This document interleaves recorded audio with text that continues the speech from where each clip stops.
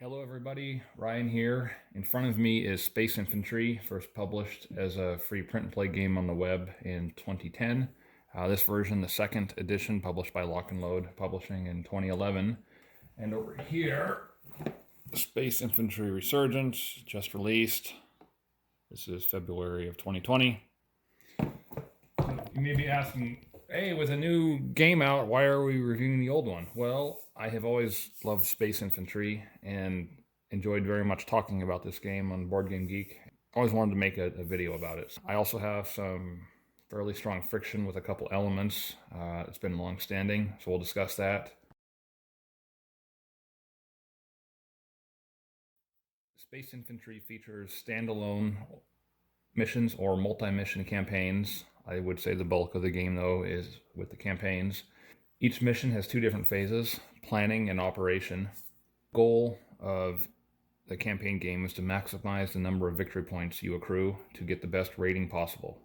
Along the way, you will develop your soldiers, they'll gain experience, and you'll use that to purchase traits or upgraded skill abilities. Soldiers may die along the way, and in which case you'll lose any investment you've made in their experience and improved skills. And in Space Infantry, you're put in the role of a squad leader. So you don't have any say in the strategic situation, you don't pick the missions, and your role in this game is strictly to plan and resolve missions.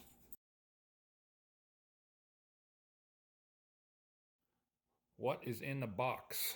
Well, this is a pretty slender box, and I like that because it's a condensed package, it fits nicely, and it doesn't take up a lot of table space. So inside the box we have a black and white rule book with 21 pages of rules, 4 pages of examples of play, Hive mission scenario sheets for 6 Hive missions included in the base game, glossary, a couple rosters for 2 different squads you can take, and 2 campaigns that come in the base game. Notebook, or the rule book, is, I think, for the most part, very easy to digest. It's not a complicated rule book at all. With this game, I have mixed in a copy of Space Infantry New Worlds, which was the only expansion published by Lock and Load for this game. So this is a much smaller rule book, but it is in color and glossy. It just adds new stuff. So there's new enemies, new troops, all sorts of variants, a new campaign, and 2 new campaigns. And there's a new squad sheet somewhere in here. Okay, we also have soldier cards. So combat troops down here, and technicians, or sorry, specialists. So non-combat guys you'll use to further advance the mission. Here's a couple cards from the expansion. So these are your combat troops right here, represented by those cards. Also in the box, we have enemy sheets. So there are 6 different races included in the base game, and these glossy sheets here on the left are enemies included with the expansion. So here's your base game races on the back. Okay, so on here you have really simple. There's no tactical combat resolution in this game. It's very abstract. You're at fire range or melee range. Here's the race name with the special ability. 3 different tiers of enemies from easiest to toughest. And then your enemy presence table, which when you fight them, you'll roll an encounter and determine how many you're facing. And here's kind of a empty space to place counters when you're fighting. Okay, for missions, really simple here. We have some surface mission maps. These are static, they never change. So when you are playing a standalone or a campaign mission, you'll just pop one of these out. Everything that's on it, you see everything that's on it, so you plan accordingly and figure out how many troops to take and the route you want to take. So 6 in the base game, I think 3 in the expansion. Hive tiles. So these are basically an extension of your surface maps, but they allow for a lot of randomization. They represent working through an enemy base or catacombs, and when you start your mission, you only have a few of these out in front of you, so you can't plan as well as when you use a mission sheet there. Counters. So pretty good serviceable counters here, nice quality. Resource, the only kind of big niggle I've heard of is these resource counters. Some of the font on them and the letters, they can be hard to read. Like, is that an E or an M right there? It's actually an M for a med kit. So counters, though, very serviceable. No complaints.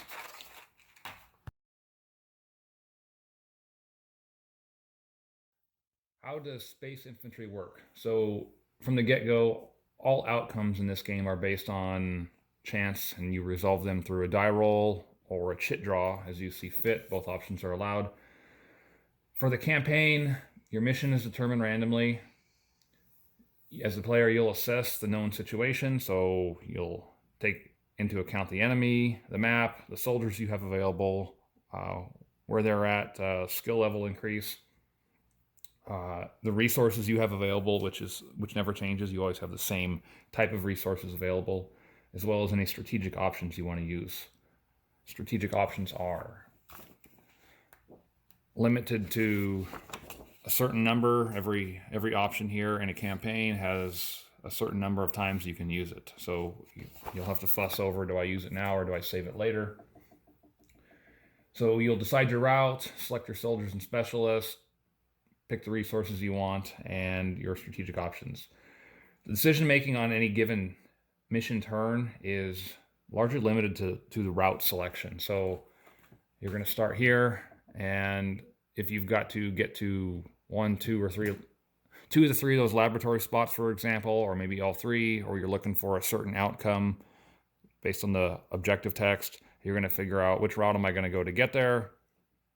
And every node has a skill check required, as well as the likelihood of an event and the type of event that happens. So there are going to be some ways that look riskier, but maybe they're quicker. Some ways that take more time, but maybe there's less risk involved to your troops. So you'll figure out who you want to take based on that map and sitting in front of you. And in combat, there's not a lot of decision making. If you have some resources like grenades or smoke grenades or stimulants, you'll choose when to use those for your soldiers. What battle? Am I going to hold on to it for later in the mission? Am I going to use it now? Your squad leader, will also, if you're lucky, generate command points during the battle, and you'll use those to affect the performance of your troops. And that's largely the decision making you have in a mission.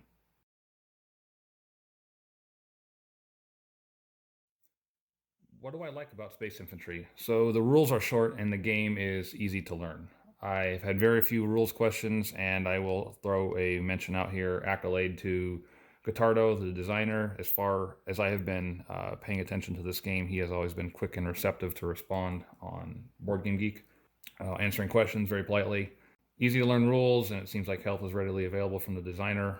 Let's compare the solitaire ratings, or the complexity ratings for a minute here. So on the back of the initial Space Infantry, you have a complexity rating of 7 out of 10.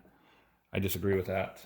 But if you look on the Space Infantry Resurgence box, let me get this thing flipped over here, we have a complexity of 4 out of 10. I would say that the original Space Infantry is more of a 4 out of 10. Okay, gameplay for a mission, and even for a campaign, is really quick. So you can play a mission in 30 minutes or less. Generally, if you're unsuccessful, you're investing a lot less time. A small footprint is required when you're playing the game. You're looking at a mission map. You've got some soldiers laid out. You'll have this sitting next to the game board and some counters. It's a really small footprint. So I think that is to be commended here. So I think the game design and the gameplay has long-standing appeal. I've had it for years. I'll get into the difficulties later on. I always come back to this game. I like how it's designed. So I like the theme. It does not hearken to one specific sci-fi setting or genre. There's maybe a little bit of aliens mixed in here, a little bit of Terminator, a little bit of Starship Troopers, but on the whole, it's kind of just it's a generic mishmash of everything. You get to develop and invest in your soldiers. I like that, as stated earlier. So I develop emotional attachment to my guys when they die. It sucks, but I think that's indicative of a quality game there. The game is well suited to modding. If you're someone who likes to tinker with the rules, I think that this game is very well suited for that. I'm glad it has that, even though I am not someone who is an inherent modder.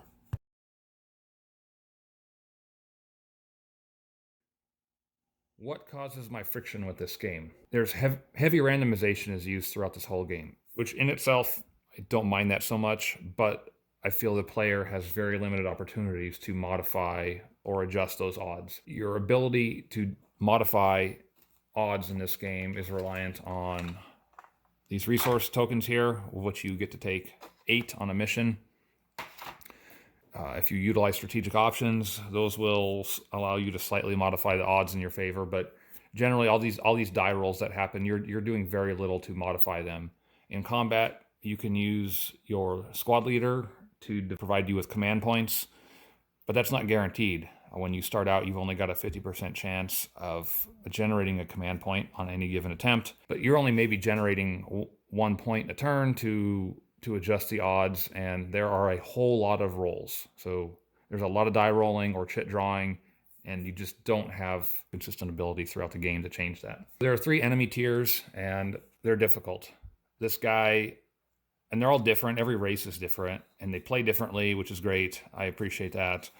But your tier 1 enemies, they are roughly equivalent to, or maybe slightly worse than, your beginning soldiers. Your mid-grade enemies are better than your starting soldiers and maybe equivalent to your maybe a well-developed soldier, and your boss enemies are quite tough. They're also very numerous. So you will fight multiple battles over the course of a mission and every battle will have a similar number to, or oftentimes greater number of troops than you do. So if you're facing troops that are roughly equivalent to you and you're fighting them in equal or greater numbers multiple times, odds are you're going to take a lot of casualties and you're going to spend a lot of time dying and failing. The difficulty also increases steadily over a campaign. We have this thing called an alert level in a campaign. It's just a steady difficulty increase. Basically, it means you have better odds of more troops showing up or higher level enemies showing up. You can't do anything to adjust that. It just happens. It doesn't matter how well you do in the campaign. If you're doing poorly, if you're doing well, it's not based off of, you can't affect that with any events. I find that quality of the enemies coupled with the numbers at which they generate, coupled with the steady increase in difficulty level, the limited number of resources you have and the limited number of troops you can bring, it makes this game very hard to succeed in. You will succeed missions, you will get better, your troops will get better, but at some point in a campaign, as things get tougher, you will invariably suffer casualties. That sets you back. This game is sort of like, once things go bad, it turns into a death spiral that you cannot climb out of. When you fail, when you suffer losses in one battle, it makes you more likely to suffer losses in a subsequent battle as the mission progresses. If you fail one mission, it makes you more likely to fail subsequent missions later in the campaign. Your player actions don't influence the game situation. So success after success after success, yeah, it generates you experience, but it doesn't affect the number of enemies that show up. It doesn't affect the difficulty of future missions. So I'll play a campaign, it'll start out well, and invariably it ends with a sense of hopelessness or dread. I can see the end coming, but I cannot influence it for the better. I cannot pull out of it. I cannot win, and I know that. You still can't win without what I think is a fair amount of luck. There's definitely a difference in missions. So some surface missions are easier than others. Hive missions I have found are always difficult. I have won some, but most times I lose. And your enemies also greatly affect things. So you could get a good combination of enemy, mission, have some good troops and good die rolling, and you'll do well. You'll plan well and you'll do well. But the odds get stacked against your favor if you draw a tough mission, a tough enemy, etc., and maybe you've already suffered some casualties. So that's what I have troubles with when it comes to this game. It is easy to mod things in house rule. Here is what I would do and probably should do. So I would eliminate the enemy alert levels. That way you're facing at least a consistent number of enemies or consistent odds throughout the game. Decrease the enemies deployed by the enemy presence table. Maybe this is a little more work here, but I would, and would require some playtesting around, but I would decrease these numbers. So I could also allow more soldiers and resources permission. That would be a real easy fix. Maybe not change the enemies so much or their force package, but allow yourself to take an extra soldier or two, or instead of 8 resource tokens, allow yourself more. Could also mess with the enemy stats here, but they're all unique, and I kind of don't want to take away the flavor of the enemies too much outside of maybe the numbers at which they show up. Those are my suggestions to fix it and what I've thought about implementing myself. The game is difficult. It's not easy to win. You will win some missions. You're not going to necessarily win a lot of them, and if you're playing a campaign, you're probably going to start losing after a little bit. Obviously, you don't want to play the easiest mission maps with the easiest enemies all the time, because it will get stale quick. If you don't like hopelessness and despair in your gameplay, as far as, I want to achieve a victory, but I feel hopeless and I don't feel like it's going to happen. If you don't like a lot of dice rolling, and if you don't like just a ton of stuff is randomly determined, probably stay away from this game.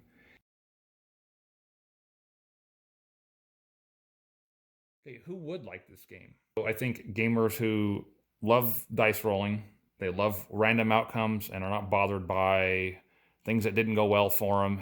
If you enjoy an emergent narrative, so creating stories in your head while you play, I think this game does a great job of that. If you enjoy squad development, leveling up your characters, like minor RPG elements, if you enjoy campaign play, this could be the game for you. If you like to plan, put everything together and we'll see how it goes.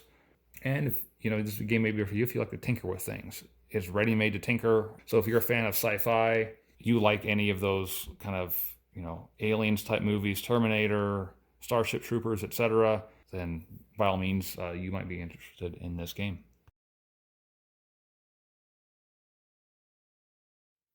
My final thoughts. This is a game that I love in spite of the fact that I have quit out of frustration numerous times. I come back to it, and I think without a doubt, I've easily got my money's worth out of this game. I get immersed in the setting, in the gameplay. It's great escapism for me. I just wish that success didn't seem so hard to achieve, so out of reach. However, I think this game has everything it needs to be a great game. And indeed, I think it is a great game. But to make it even better for me, it just needs a little bit of rebalancing. It doesn't need new components. It doesn't need new ideas, new mechanisms plugged in. I hope that this review has been of value to you. I've enjoyed talking about this game. I look forward to playing Space Infantry Resurgence and comparing it to. Thank you.